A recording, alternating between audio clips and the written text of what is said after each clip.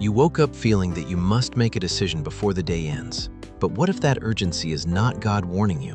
What if it is fear? Fear can sound spiritual when it tells you to quit the job, end the relationship, send the message, or move away immediately. Today, we will uncover 7 patterns that can make fear sound like God's voice. Recognizing them may change how you understand the pressure behind your decisions. Misreading fear as obedience can lead you somewhere God never asked you to go. Before we continue, understand what this video is not saying. Fear is not always wrong. Peace is not always proof. Anxiety does not mean your faith is weak.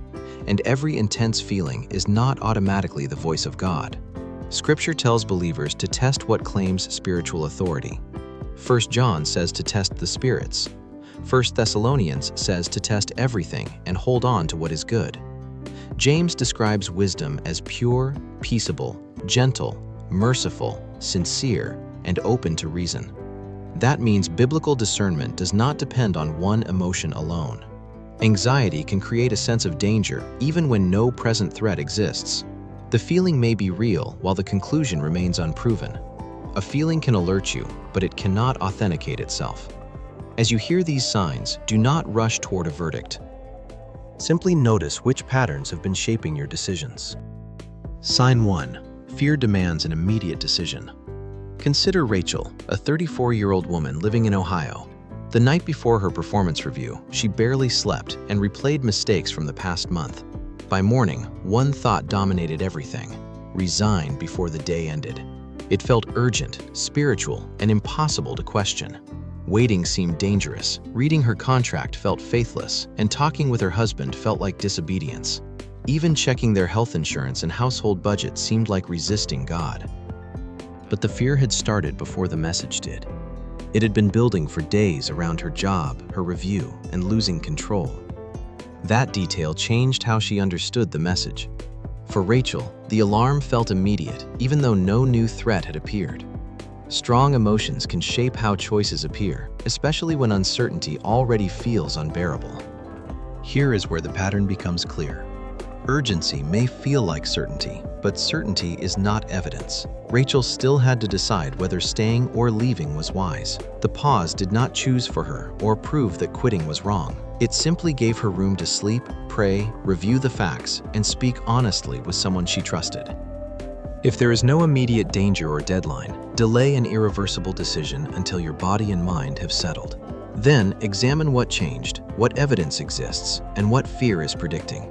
But never delay protective action during violence, self-harm, an accident, or a medical emergency. Urgency can be information, but it is not automatic confirmation. Sign 2. Fear only shows you the worst-case ending. If you wait, everything will collapse. If you ask for help, people will turn against you. If you do not act now, you will miss God completely. Fear speaks in absolutes because uncertainty feels unbearable, taking one possibility and presenting it as the only outcome. But certainty is not the same as evidence. A medical result, a school meeting, a mortgage notice, or a text can make your mind race. Stress can disturb sleep and leave your body tense until one fearful conclusion feels spiritually certain. Then, emotion begins shaping the decision before any fact has arrived. Elijah knew that kind of collapse. After confronting the prophets of Baal, he fled, terrified, depleted, and convinced that he stood alone. His fear showed only pursuit, failure, and death. Yet God did not treat that conclusion as final revelation. Elijah was allowed to sleep, eat, and recover before receiving further direction. His physical condition was addressed before the meaning of his experience was interpreted. That does not mean every fearful thought comes from exhaustion. It means your condition matters when you interpret what fear is saying. A tired mind can make one ending feel inevitable when several outcomes still remain. Write 3 lines: what you feel, what you fear will happen, and what you know from evidence. Do not demand that fear disappear before you think clearly. Separate prediction from proof, then let facts, prayer, and wise counsel examine the conclusion. Fear predicts, wisdom investigates. Sign 3. You believe questioning the message is disobedience. Fear often protects itself by making examination feel spiritually dangerous. Why would truth be afraid of examination? A viral sermon clip may feel powerful. A prophetic post may sound perfectly timed. A church friend may forward a message that seems written for you. But emotional timing is not the same as biblical confirmation. Acts 17 describes the Bereans receiving Paul's message with genuine openness. They listened respectfully, yet they still examined the scriptures daily to test whether his teaching was true. Their questions were not rebellion, and their careful examination was not unbelief. They welcomed the message without treating their initial response as proof. Scripture repeatedly tells believers to test spiritual claims, hold firmly to what is good, and remain open to reason. A message becomes suspicious when it demands trust while refusing every test. Fear says questioning proves disobedience. Wisdom allows truth to be examined without panic. Now listen carefully.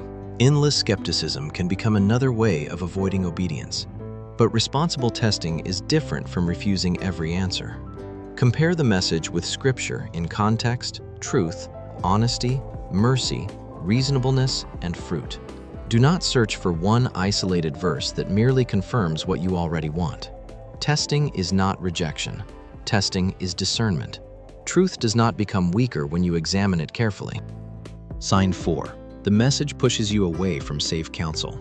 Rachel noticed this after deciding she might leave her job. She wanted to call one friend who always said, "Follow your heart." She avoided her husband because he would ask about insurance, savings, and next month's mortgage. She avoided her pastor because he might ask what evidence supported the decision. Every practical question began to feel like spiritual resistance. Every disagreement sounded like a lack of faith. The message did not merely guide her, it isolated her from anyone who might slow her down. Here is where fear often hides its motive. It does not always reject counsel openly. Sometimes it only selects voices that will agree. Proverbs repeatedly connect safety with wise counsel. Yet counsel is not a vote that decides God's will. Its purpose is to expose blind spots, test assumptions, and bring hidden pressure into the light. Wisdom from above is open to reason. Fear prefers secrecy because secrecy protects the conclusion from honest examination and necessary correction. Choose one spiritually mature person and one person who understands the practical issue. For medical, legal, financial, or mental health concerns, include a qualified professional. Do not seek guidance from someone abusive, coercive, or personally invested in controlling your choice. Safe counsel should clarify your responsibility, not take it away from you. If you value biblical discernment without fear or pressure, subscribe and continue with us. The next 3 signs are harder to recognize because they can feel deeply spiritual. Sign 5. You treat a body sensation as final proof. A tight chest, racing heart, nausea, sleeplessness, or sudden heaviness can feel like an unmistakable spiritual warning. Marcus, a 41-year-old man in Texas, felt that certainty after reading a message from a close friend late one evening. The friend had asked when Marcus planned to repay money borrowed several months earlier. Marcus immediately felt sharp pressure spreading across his chest. His hands began trembling. His stomach tightened painfully. He became convinced that God wanted him to block the number and end the friendship that night. But the message had touched a subject Marcus had quietly avoided for weeks. The feeling was real. The interpretation was not proven. Stress and anxiety can produce powerful physical reactions, and those reactions can strongly shape how a decision appears. They may signal danger, accountability, exhaustion, conflict, or a medical concern that deserves proper evaluation. Here is the reversal. In Gethsemane, Jesus experienced profound anguish, yet anguish alone did not prove that the path before him was wrong. His distress was not ignored, but it was not treated as the only trustworthy test. That does not mean every painful situation should be endured or every relationship preserved indefinitely. Your body can raise an alarm. It cannot name the source by itself. Notice when the sensation begins, then examine sleep, stress, caffeine, conflict, recent triggers, and relevant medical concerns. Do not diagnose yourself from one feeling, and seek qualified medical assessment when symptoms are severe, persistent, or concerning. Sign 6. The message creates a reassurance loop that never fully settles. This is the sign that must be handled with the greatest care. Emily was 27 and living in California when the pattern quietly began. One night, a sudden image of her family dying in a highway accident entered her mind. The thought felt so urgent that she repeated a prayer 7 times. For several minutes, her fear became quieter and she finally breathed normally. Then, the thought returned and demanded that she repeat everything again. Soon, 7 repetitions no longer felt sufficient to keep everyone safe. She watched sermon clips, searched for signs, and asked friends for confirmation. Each answer calmed her briefly, but none of them lasted. Here is the hidden danger beneath that temporary relief. Repeating an action may bring temporary relief without confirming the warning that triggered it. Some anxiety patterns involve unwanted religious thoughts and repeated actions meant to lower distress. That does not mean this video can diagnose you or name your condition. It also does not mean your faith is weak, defective, or insincere. But when reassurance never holds, more reassurance may strengthen the cycle instead of ending it. The repeated demand was not necessarily confirmation, it may have been the loop itself. Do not fight this pattern through shame, secrecy, or willpower alone. Speak with a licensed mental health professional when it causes distress or disrupts ordinary life. Pastoral support can remain part of your care when it is gentle, informed, and non-coercive. Repetition can feel spiritual without being revelation. Sign 7. The conclusion fails the test of truth, mercy, reason, and fruit. The final test is not how intensely a conclusion arrives. What matters is whether that conclusion can survive truth, mercy, reason, responsibility, and fruit. James 3:17 describes wisdom as pure, peaceable, gentle, merciful, sincere, impartial, and open to reason. That gives you more than one way to evaluate what you are hearing, especially when certainty feels overwhelming. Consider a person hiding credit card debt from a spouse. They may believe silence will protect the marriage from unnecessary pain. The moment they decide not to confess, their anxiety drops and relief arrives. The decision suddenly feels peaceful, but the peace came from escaping a difficult conversation, not from proving the conclusion was wise. The secrecy still fails truth, sincerity, responsibility, and the test of trustworthy fruit. When the debt is discovered, the temporary relief may become deeper mistrust, conflict, and financial harm.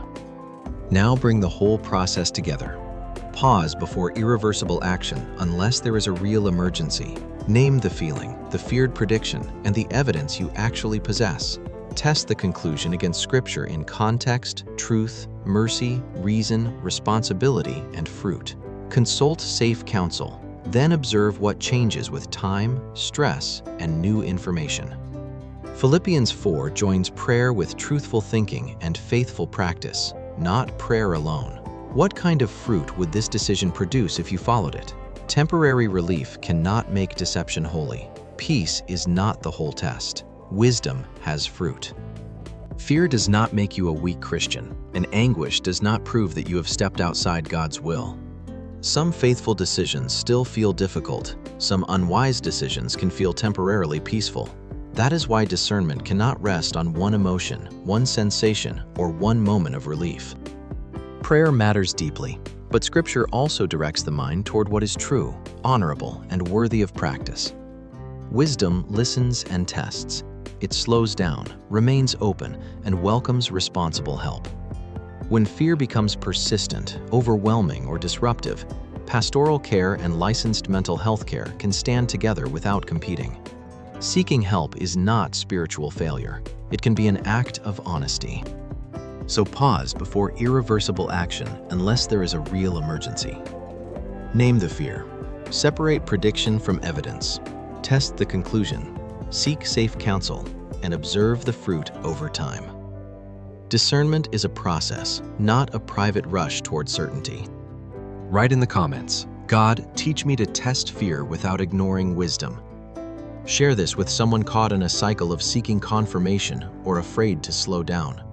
Subscribe for biblical discernment explained without fear, pressure, or false certainty. May God give you patience, clarity, courage, and trustworthy support. Walk forward carefully, prayerfully, and without shame. Fear may raise the alarm. It cannot sign God's name.